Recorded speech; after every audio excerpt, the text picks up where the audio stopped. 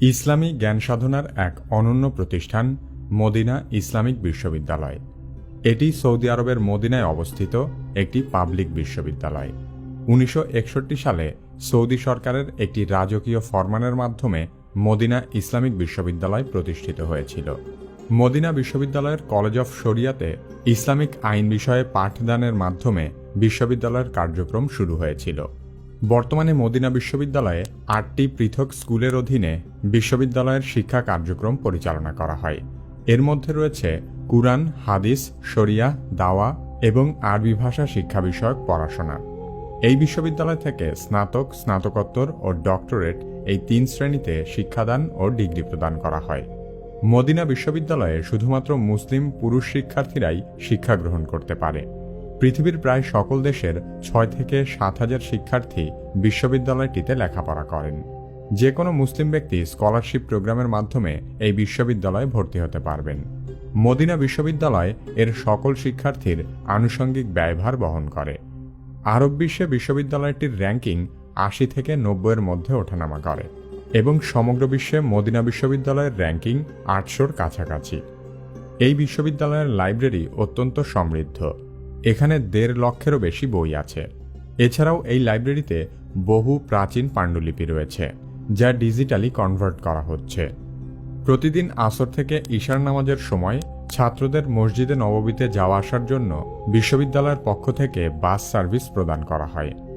ইসলামী বিশ্বে অবদান রাখা অনেক পণ্ডিত ব্যক্তি মদিনা বিশ্ববিদ্যালয়ের ছাত্র। তাদের মধ্যে সবচেয়ে জনপ্রিয় হলেন কানাডার লেখক ও ইসলামী চিন্তাবিদ বিলাল ফিলিপস এবং জিম্বাবুয়ের প্রধান মুফতি, শিক্ষাবিদ ও বক্তা মুফতি মেনক।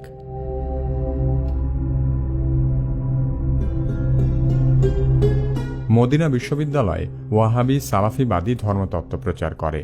সালাফ শব্দের শাব্দিক অর্থ পূর্বপুরুষ, আর ব্যবহারিক অর্থে ইসলামের প্রথম যুগের মানুষগণ, অর্থাৎ সাহাবি, তাবেঈ ও তাবে তাবেঈগণ, যাদের ব্যাপারে রাসূল সাল্লাল্লাহু আলাইহি সাল্লাম বলে গেছেন তারা হলেন উম্মতদের মধ্যে শ্রেষ্ঠ উম্মত, আর সালাফদের অনুসারীগণই হল সালাফি।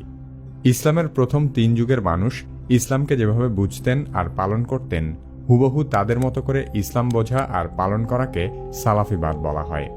অন্যদিকে ওয়াহাবি আন্দোলন হল বিশুদ্ধবাদী ইসলামী পুনর্জাগরণ। সালাফি পণ্ডিত মুহাম্মদ ইবনে আব্দুল ওয়াহাব, ইবনে তাইমিয়া এবং আহমদ ইবনে হাম্বলের শিক্ষায় উদ্বুদ্ধ হয়ে ওয়াহাবি আন্দোলন শুরু করেন।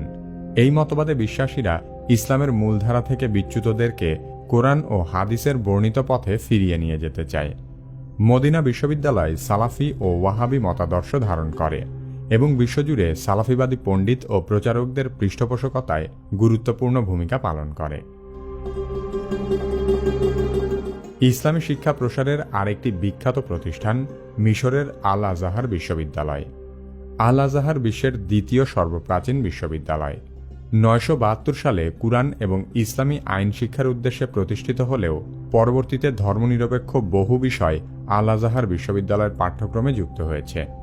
বিশ্বের অন্যতম শ্রেষ্ঠ বিদ্যাপীঠ আল আজহার বিশ্ববিদ্যালয় সম্পর্কে জানতে চাইলে কি কেন কিভাবে এই ভিডিওটি দেখতে পারেন। কি কেন কিভাবে চ্যানেলে আপনি নতুন হলে আমাদের অন্যান্য ভিডিওগুলোও দেখতে থাকুন। পরবর্তী ভিডিও আপলোড হওয়ার সাথে সাথে দেখতে চাইলে কি কেন কিভাবে সাবস্ক্রাইব করে বেল আইকনটিতে ক্লিক করুন।